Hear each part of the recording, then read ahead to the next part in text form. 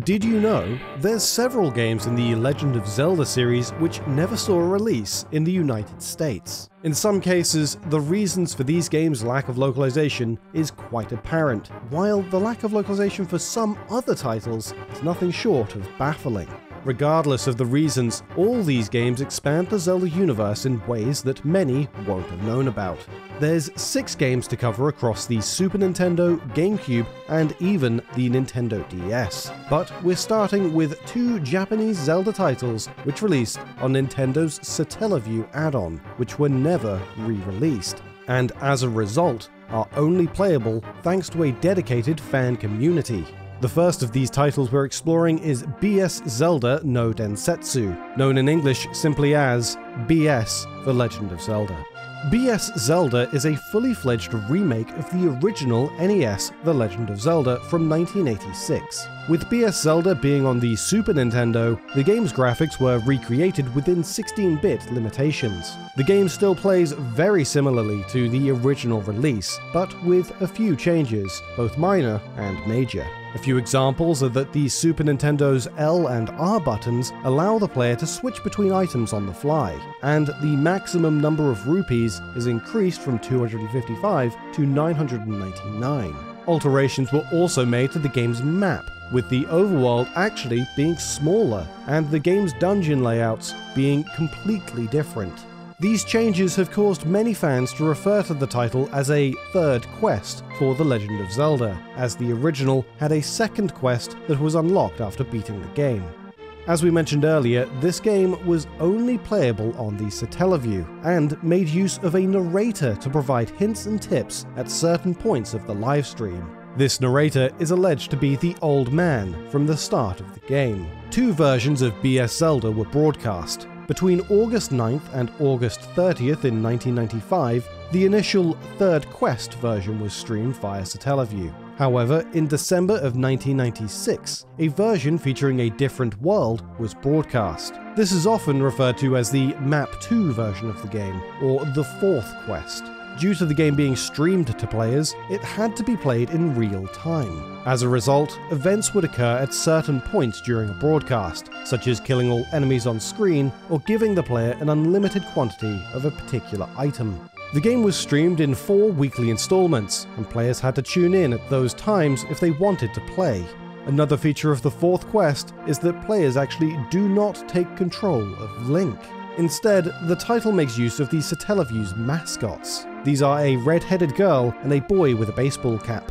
The player's name and gender were determined by the user's settings on the Satellaview and loaded into the game. This is the first time a Nintendo-developed Zelda game would feature a female protagonist. Prior to this release, the only Zelda games to have a playable female character were the CDI titles by Philips, and we all know how good they were. This playable character is known as the Hero of Light, a character that would be explored more in the next game we'll be looking at, BS: The Legend of Zelda Ancient Stone Tablets. Broadcast in 1997, BS: The Legend of Zelda Ancient Stone Tablets made use of the Super Nintendo's Link to the Past engine, once again putting the player in the shoes of the Hero of Light. A number of changes were made to the game's mechanics, such as being able to change direction while using the Pegasus boots. This change was possibly inspired by the ability to change direction while running in Marvelous: Another Treasure Island by Eiji Aonuma, but we'll be talking more about that game later. Ancient Stone Tablets is often seen as a sort of second quest for A Link to the Past, as many elements from A Link to the Past were reused and rearranged to create an original release. The only difference to most standard second quests within the Zelda series is that Ancient Stone Tablets actually features its own unique storyline. The game's story takes place 6 years after Link defeated Ganon in A Link to the Past. While the kingdom is at peace, Princess Zelda has a recurring dream of a shadow over a temple. When a mysterious light appears in the east of Hyrule, both Zelda and Sahasrarla's younger brother, Aganar, go to investigate. They find a young child lying on the ground, and take the youth to Sahasrarla's hideout near the Eastern Palace, where Aganar now resides. Because of the young hero's clothing, they believe that the child may not be from Hyrule at all. Zelda learns that Sahasrarla has left the land to seek out Link, who left after defeating Ganon years before. Sensing courage within the child, Zelda believes that they could be the Hero of Light. We won't go too in-depth with the game's plot for those wanting to play the game themselves. That said, the hero sets forth on a quest to retrieve ancient stone tablets in order to learn more on the impending evil. At the start of the game, the player has no weapon. Instead, prior to obtaining a sword and shield from the Eastern Palace, a golden bee in a bottle can be used to protect the player. When let loose, the bee will attack any monsters the hero encounters, but will run from those who wield a blade. Also given to the player is a bug-catching net and an ocarina, which can be used to return to the entrance of a dungeon. The game is set up over a timeline of 4 real-world weeks. Each week, an hour-long broadcast would be made, similar to that of a serialized story. And every week, the player would have a total of about 50 minutes to complete 2 dungeons, as well as explore Hyrule in search of secrets and bonuses. After the time limit is over, the player's progress would be saved regardless of their position in the game. Progress would be carried over to each session, and players would keep any obtained tablets, items, and rupees. Rather than allow players to complete unfinished dungeons from the previous week, a thief stands at the entrance of the dungeon and would supply the hero with any treasures that they had found within said dungeon. The narrator from BS Zelda also makes a return in the game, but Aghanar and Princess Zelda will also speak to the player through telepathy. Their dialogue comes in the form of voice acting, and informs the player as well as advances the game's plot. The game also has timed events, which can change the weather to rain or fog, and introduce Zora enemies, as well as give players temporary powers. Some timed story events can also occur, such as the player having to save Zelda from Octoroks, or helping the Sanctuary Sage from drowning in a lake. The game was only ever broadcast twice, and was impossible to boot outside of the designated broadcast time, resulting in it being impossible to play without emulation.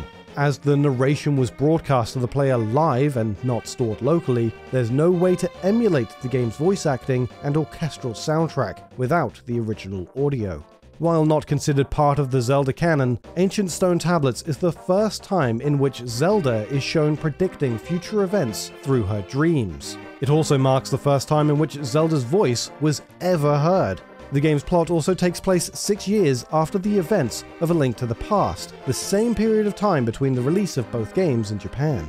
Ancient Stone Tablets also mark the first time in which non-playable characters would move around the world and change behavior depending on the game's time, a feature used extensively in Majora's Mask.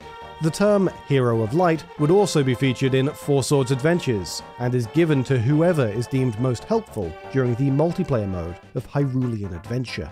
The BS Zelda titles are both impossible to play without the use of emulation. ROM files of the games can be found on the BS Zelda homepage, which was created in 1999 and is still maintained by Con.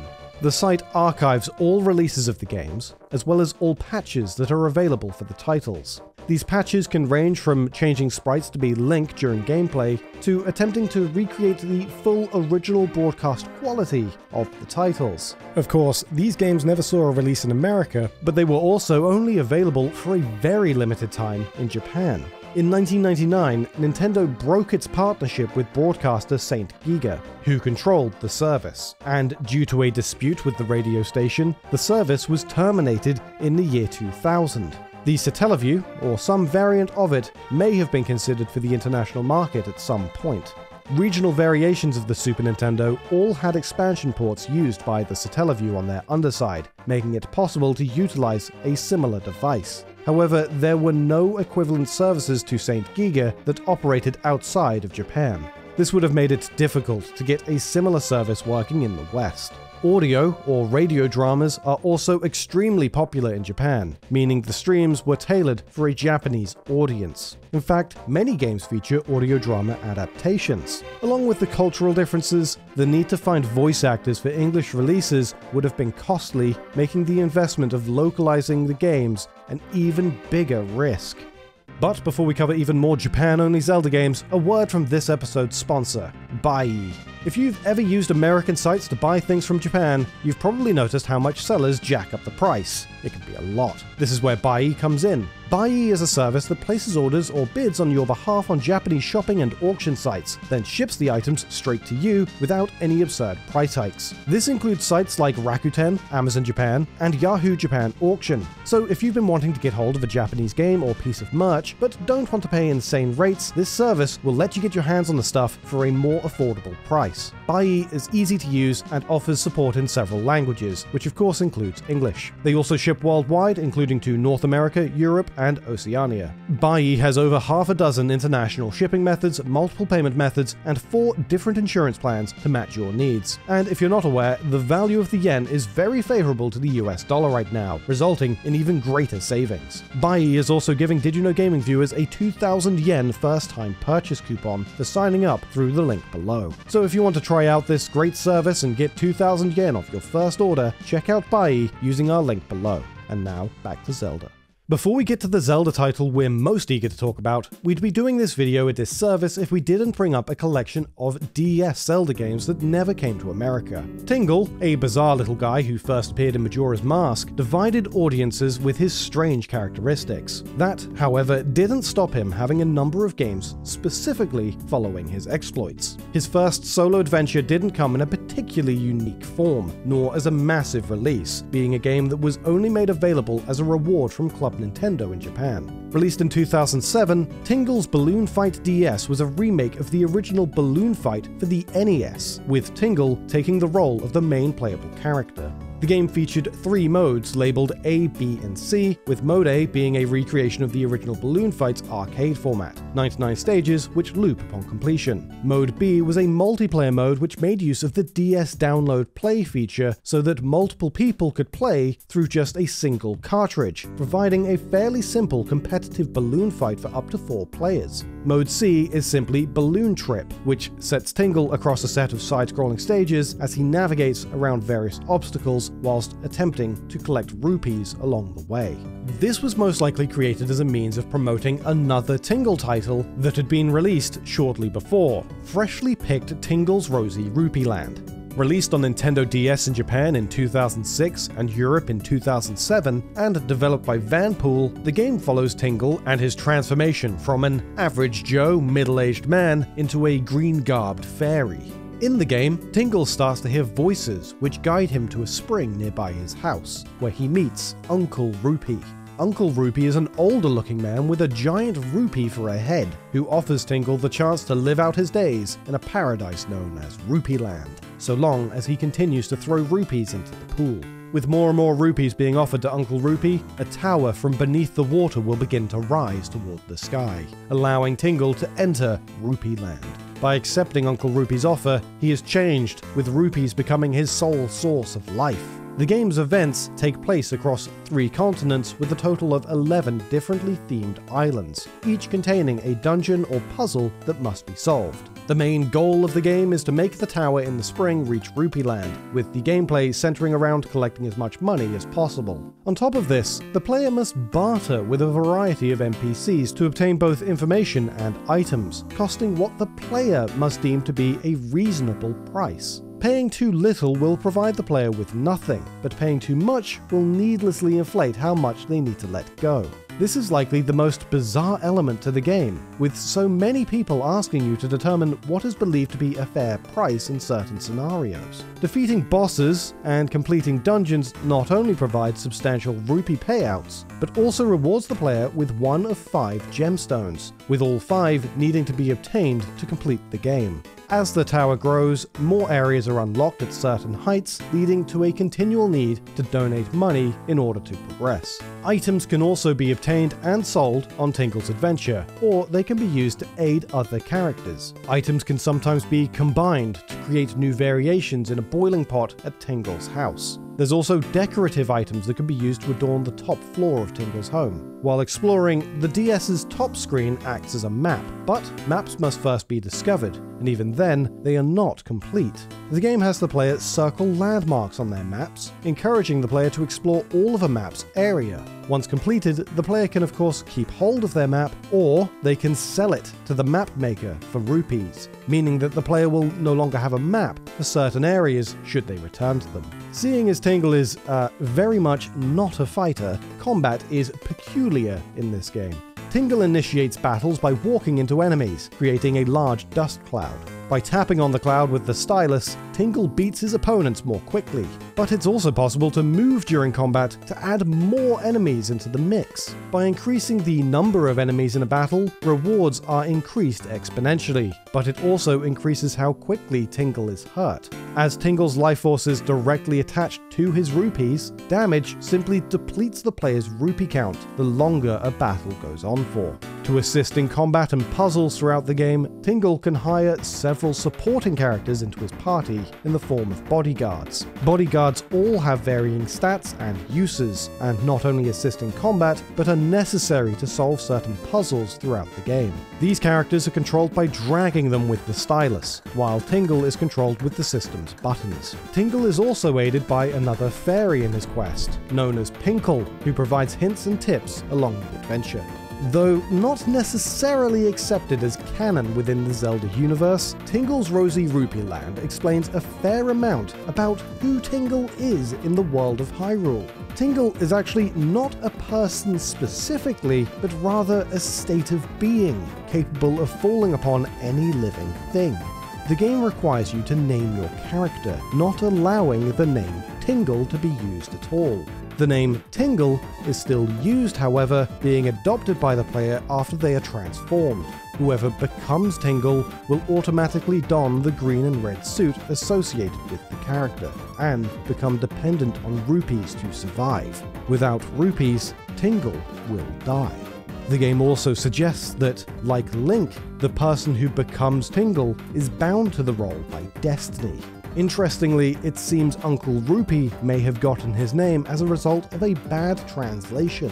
In the original Japanese version of the game, he is known as Old Man, or Grandpa Rupee, suiting his appearance. It's possible that the translator didn't notice a single character of his name, which changes the word from Old Man to Uncle.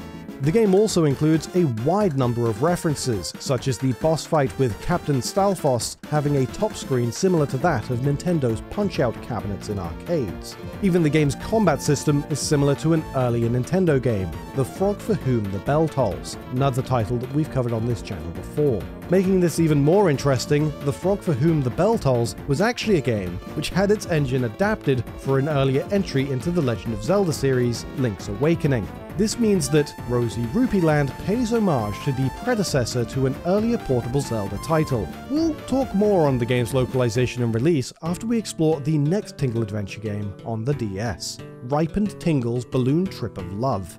Irozuki Tingle no Koi no Balloon Trip, or Ripened Tingle's Balloon Trip of Love, was released exclusively in Japan in 2009.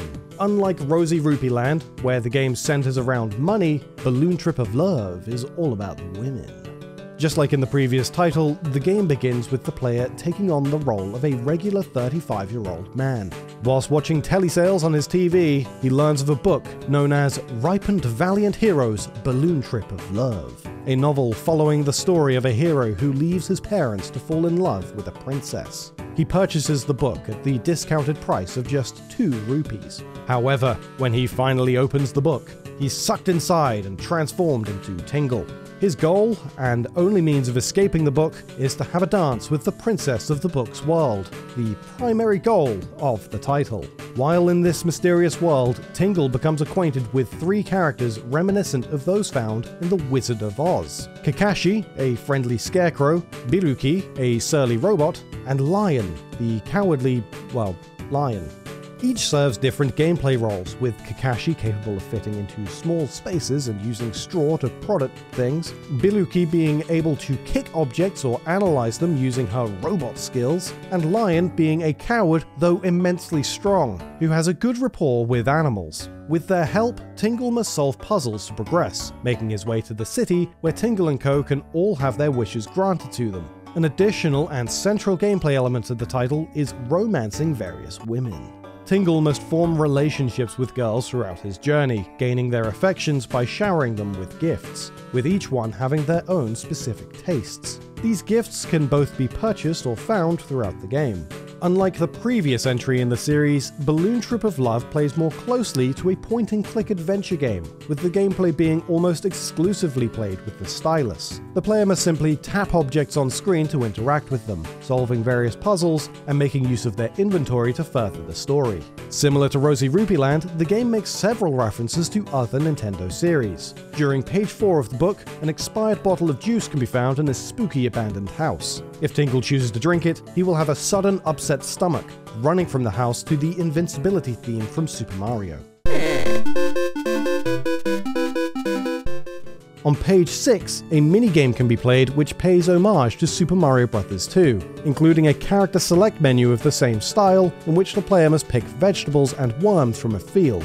The character of Lovia, who teaches Tingle how to win the affections of women as well as sell him various gifts, is dressed as an angel, similar to that of Nintendo's Pit. His theme tune is also somewhat reminiscent of Pit's as well.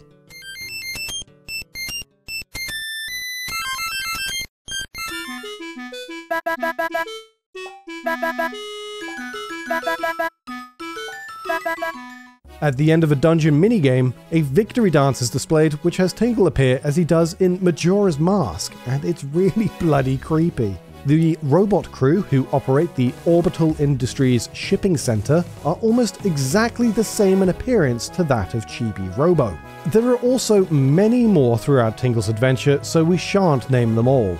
While the first iteration of the Tingle-centric games did receive a release in Europe, the second did not, and to top it off, neither titles made their way to an American audience at all. The reasoning behind this has never been officially stated by Nintendo, though fan speculation is that the sexualized themes of Tingle could have lent themselves to caution on Nintendo's part. It's also no secret that Tingle has often received a negative response by American audiences, even being acknowledged by Zelda director Eiji Aonuma himself. After all, this is the reason that Tingle never appears in Twilight Princess, though many would argue that the negativity surrounding the character is mostly in jest, and in some ways, it plays into the character's role within the Zelda series. With that said, Tingle's Rosy Rupeeland had an official poll on Nintendo's website, asking players whether the title should be released to American audiences, with the results swinging, arguably surprisingly, against a release. The fact that Nintendo felt the need to create the poll could be seen as an attempt to gauge a real response on people's feelings towards the character, and the idea of a game centered entirely around him, asking players if they thought he was interesting enough, whether he was considered funny, interesting, boring, or annoying, and even how people would react if he appeared in the then upcoming mainline Zelda game, Twilight Princess. Seeing as Balloon Trip of Love has even more of a sexualized central theme, primarily involving Tingle flirting with women in order to gain their affection, it's unsurprising that Nintendo were reluctant to consider a translation and localization overseas. This second title didn't even see a release in Europe, despite the first entry making its way to the continent, though this could also suggest that Rosy Rupeeland was released in Europe as translation work had already been underway, with the expectation that the game would be released in the US. As audiences had voted against the release in the US, the English translation could still be put to at least some use by launching the game within PAL territories. A fan translation for Balloon Trip of Love was completed in 2017, however, created by several people collectively known as Team Tingle. In 2010, Vanpool, developers of both games, were developing an additional full Tingle title, though the concept was dropped. The game would have been a horror title, starring Tingle in the main role, though it was cancelled due to, and I quote, a variety of reasons. However, it could be argued that a horror game with Tingle would be something that would have likely resonated with an American audience more than the slightly creepy perverted elf man going on wacky adventures to become rich and woo unsuspecting women by showering them with money and gifts. It's not quite fitting with Western values in this day and age. And now for another unique Zelda game that never came to the West. A GameCube Zelda game within a game. While not a fully fledged game in its own right, 2004's The Legend of Zelda 4 Swords Adventures had an entire additional mode exclusive to the Japanese and Korean releases called Navi Trackers. Similar to the main part of 4 Swords Adventures, Navi Trackers utilizes the Game Boy Advance to GameCube link cable to give each of the 4 possible players their own screen to play from, whilst the television is used as a map and shared screen. This screen also shows Tetra and a number of other characters from Wind Waker, who provide the player with fully voiced commentary while they play. This is interesting in its own right, as outside of the Satellaview titles, Zelda games didn't typically feature much in the way of voice acting. With this in mind, players can select their gender, along with 2 Japanese characters as their name, which are read aloud by Tetra in Japanese, which is also the case in the Korean release as well. Taking place after the events of the Wind Waker, players must compete across large mazes to navigate and locate the members of Tetra's pirate crew, whilst picking up stamps or medals along the way, to prove Link's worth as a member of the band of pirates, with the 3 opposing players being other pirates who have disguised themselves as Link. The mechanics weren't actually unique to this game, and appeared in an earlier Japanese exclusive title by Eiji Aonuma, Marvelous Another Treasure Island. The mechanics in question weren't part of the fully fledged release of Marvelous, but rather a Satellaview broadcast in which players would listen to the radio broadcast while navigating a map to collect stamps. This is known as a stamp rally, a common event for Japanese people outside of gaming, in which they collect stamps during events or when visiting locations across the country. Essentially, Navi Trackers replaces the radio broadcast with Tetra's narration. Not only does this mode play as a 4-player competition, but there's also a single-player experience which pits the player against an AI-controlled Tingle instead. The name Navi Trackers worked as both a reference to Link's companion Navi, but also to demonstrate the primary challenge of navigation. That said, the game was once planned to be called Tetra's Trackers when it was announced for the West and first shown at E3 in 2003, alongside 4 Swords Adventures. Both games were previewed as separate titles, though later that year it was announced that both games, alongside an additional mode called Shadow Battle, would come bundled together on the same disc as a 3-in-1 package. The common thread between these games is that all of them would use GBA to GameCube connectivity. However, when the game was launched outside of Japan and Korea, only the main Hyrulean Adventure and Shadow Battle were included. This confused many, as Navi Trackers was originally demonstrated in English, with players choosing an English initial to represent their name in place of 2 Japanese characters. There isn't a lot of information available as to why this game was only released in Japan and Korea, but Nintendo had a tendency to steer away from voice acting in their major franchises, with many finding issue with the extensive voice acting featured in Super Mario Sunshine. Reprogramming many aspects of the game to work with English could have been a challenge in this respect. We've mentioned some similarities between Navi Trackers and Marvelous Another Treasure Island, but it seems the connection between these 2 games may run even deeper than loose inspiration. Marvelous was created after Eiji Aonuma expressed an interest in creating a Zelda game. Keep in mind, this was before Aonuma ever worked on a Zelda title, and is why Marvelous gives off some strong Zelda vibes. But now that Aonuma is the de facto Zelda series producer, he may have gotten the urge to go back to the world of Marvelous. In a Nintendo Online magazine interview published in March 2004, Navi Trackers director Yoshinori Tsuchiyama said the game originated from the desire to make a complete departure from Hyrulean Adventure, which is the main game in 4 Swords Adventures, and incorporate a sense of realism produced by having the game talk to the players through the screen. Aonuma then chimes in, saying, "It all started with an 8-year-old game called Marvelous, which made use of the Satellaview satellite transmission system. In that game, players would collect stamps while listening to a radio broadcast. we replaced the satellite transmission system with the connectivity function, used Tetra's character as the vocal guide, and incorporated the pirates. So Navi Trackers was meant to be a complete departure from the main game in Four Swords, and upon hearing this, Aonuma starts talking about Marvelous. It'd be easy to think nothing of this, but there's unused assets in the game's data that make this brief exchange very interesting. Within this unused material are various player icons for a blonde-haired boy in a cowboy hat, a character known as Dion, who was one of the 3 main protagonists in Marvelous. There's 4 different colors for Dion, each for a player character, just like the 4 different colors for Link in the final game. There's even data suggesting that the character Gina Rockwell, who is Dion's teacher in Marvelous, originally took the place of Tetra in Navi Trackers. There's an unused background image showing Gina talking to the player, taking up the same part of the screen Tetra does in the finished game. Biggest of all, there's even a full 3D model of Gina which seems fairly polished. Putting all of this together, it seems that Navi Trackers was originally planned to be based on the Marvelous IP, with Gina guiding Dion instead of Tetra guiding Link. But it was reworked into something that would be more marketable, which is ironic considering that this game mode is probably one of the least played Zelda games of all time. Did you also know there's a whole bunch of Mario and Pokemon games that also never came to the West? For more facts on those, check out the videos on screen. Much love. Enjoy.